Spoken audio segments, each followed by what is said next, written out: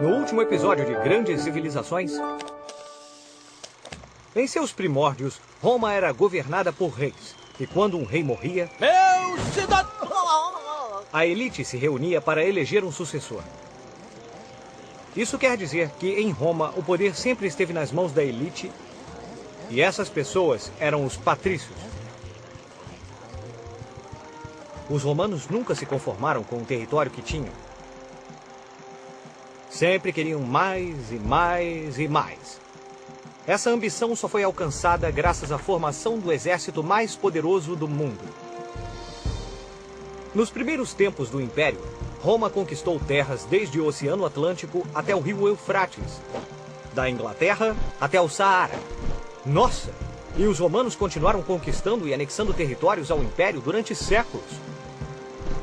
A maior extensão do Império foi alcançada no século II depois de Cristo, durante o reinado dos imperadores Cláudio e Trajano.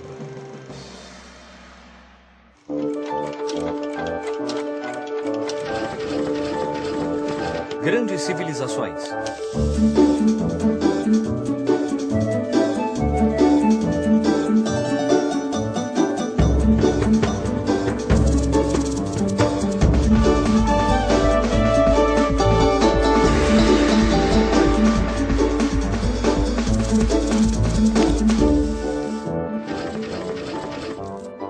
O Império Romano, segunda parte. Roma havia conquistado muitos territórios e era extremamente rica. Mas ainda assim, as tensões entre os patrícios e plebeus eram constantes. Então os imperadores procuraram uma maneira de entreter o povo. Por isso, realizavam espetáculos no circo romano. O povo romano adorava se reunir para ver corridas de bigas, batalhas navais e combates entre gladiadores. Touros, leões e rinocerontes ora enfrentavam-se, ora dividiam a arena com algum gladiador.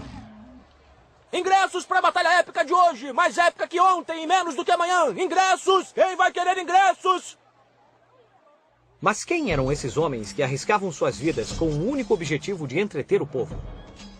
Geralmente eram prisioneiros de guerra ou infratores que haviam se tornado escravos. No fim da luta, quando um gladiador ferido caía, o imperador perguntava ao público se ele merecia viver ou ser executado. Os gladiadores vitoriosos em muitos combates tornavam-se heróis do povo. Tinham fama e dinheiro, e se fossem realmente bons, eram libertados da escravidão e viviam de glória e riqueza para o resto da vida. A família. O núcleo da sociedade romana era a família. As famílias ricas, ou seja, os patrícios, eram descendentes dos primeiros habitantes da cidade. Eu sou um pater familias, ou seja, o pai da família, a autoridade máxima para os assuntos familiares. Por exemplo, eu tenho que dar permissão para o casamento de meus familiares, e quando brigam, eu ajo como juiz. Era isso mesmo. Tudo e todos na casa dependiam dele. Não só os filhos e parentes, mas também quem vivesse sob sua autoridade, inclusive criados e escravos. É claro que era melhor respeitar e obedecer ao pater familias, pois ele tinha tanto poder que a lei o autorizava a dispor da vida, vender como escravo ou matar qualquer membro da família. O que você disse? Nada, nada. Todas as manhãs, depois de vestir a túnica e tomar café, o nobre romano ia para o fórum onde todos os líderes da cidade se encontravam. Ali, ficava sabendo das novidades, conversava com outros nobres e dedicava-se aos negócios. Depois, almoçava, fazia a siesta e ia aos banhos públicos para relaxar imerso em água quente. Os banhos públicos eram muito importantes para os romanos, que utilizavam engenhosos sistemas de caldeiras para aquecer a água. Essa água era trazida ao centro da cidade por meio de um gigantesco sistema de aquedutos que iam até as nascentes e lagos. As normas. A lei era algo muito sério em Roma, porque quem a violasse poderia perder todos os seus bens ou a vida. Mas como saber o que era permitido se as leis mudavam o tempo todo segundo os caprichos dos patrícios? A solução foi simples. Os plebeus exigiram que se estabelecesse um código no qual todas as leis e suas respectivas modificações estivessem registradas. Esse código de leis ficou conhecido como Direito Romano. Hoje, quase todos os países do mundo tomam o direito romano como base antes de promulgar uma lei. Havia leis para quase tudo em Roma. Leis de compra e venda, leis para transitar ou navegar, leis para se casar. Ufa, muitas leis. Os romanos também compreenderam que uma língua comum era necessária para gerenciar um império com populações tão diferentes. Foi assim que o latim ganhou força. O latim era usado inicialmente na Península Itálica e depois em todo o Império Romano. Todos os lugares conquistados por Roma acabaram usando o latim. Nessas novas terras, os povos usavam outras línguas e foram chamados de bárbaros pelos romanos. Os romanos pensaram que seria mais fácil para o império se todos falassem a mesma língua. Bem ou mal, a verdade é que o latim substituiu muitas línguas locais. Devido à grande extensão do império, muitas línguas baseadas no latim foram se formando. Há várias semelhanças entre palavras de línguas diferentes. Por exemplo, para dizer bom dia em latim, falava-se buenos dias. Em espanhol, Bom dia. em francês, em português, Bom dia. em romeno. Una. E claro, em italiano. Ci vediamo, caro mio. O fim do Império. Bem-vindos ao Roma Game Show! Eu sou o apresentador Cláudio Maximus Décimos Impérios Populus. A pergunta valendo 1 milhão é: pode um império durar para sempre? À medida que o Império Romano se expandia além de seus limites, muitos povos iam sendo conquistados e incorporados. Com o passar dos séculos, esses povos se cansaram de estar sob o domínio romano. Ao final do século III d.C., foi preciso dividir o Império Romano em duas partes. Mas ao invés de facilitar as coisas, essa divisão causou várias guerras civis, envenenamentos e uma série de imperadores que não conseguiam mais manter o equilíbrio. Competidores, vocês estão prestando atenção? Durante a época de César Augusto, no começo do Império, numa província romana pobre e distante chamada Palestina, nasceu Jesus de Nazaré.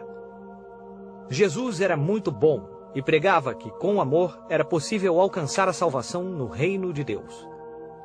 Pouco a pouco, essas ideias foram recebendo apoio.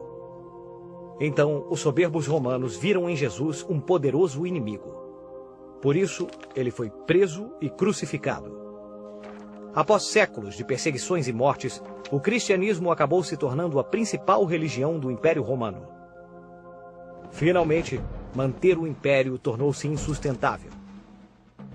E em 476 d.C., o Império Romano do Ocidente caiu nas mãos dos povos germânicos. A outra metade, o Império Bizantino, manteve-se até 1453, quando foi tomado pelos turcos. Isso nos leva à nossa questão. Pode um império durar para sempre? Pipo? Não? E a resposta é... olha o suspense... Não! Ganhei! Na realidade, mesmo o Império Romano tendo terminado, sua influência persiste até hoje. O latim é a língua-mãe de muitas línguas modernas. O direito romano é a base das leis de quase todo o mundo. E suas instituições serviram de modelo para muitos estados modernos. Ainda hoje, tão distante de seu antigo esplendor, Roma continua sendo a cidade para onde todos os caminhos levam. Vamos usar nossa bússola do tempo para ver o que estava acontecendo nos outros lugares do mundo nessa mesma época. O que estava acontecendo em Bizâncio enquanto a Roma antiga caía nas mãos dos germânicos?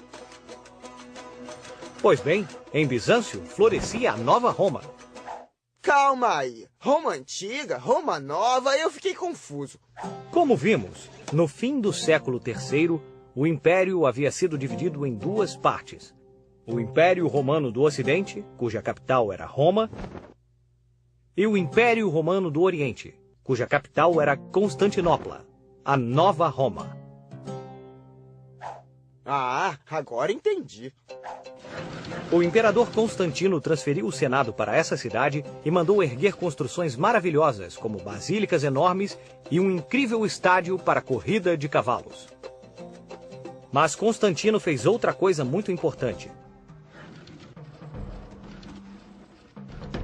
Antes dele, os cristãos foram perseguidos durante séculos. Com Constantino, isso acabou. Ele foi o primeiro imperador a aceitar o cristianismo dentro do império. Nos anos seguintes, o cristianismo se tornou a religião oficial do Império Romano.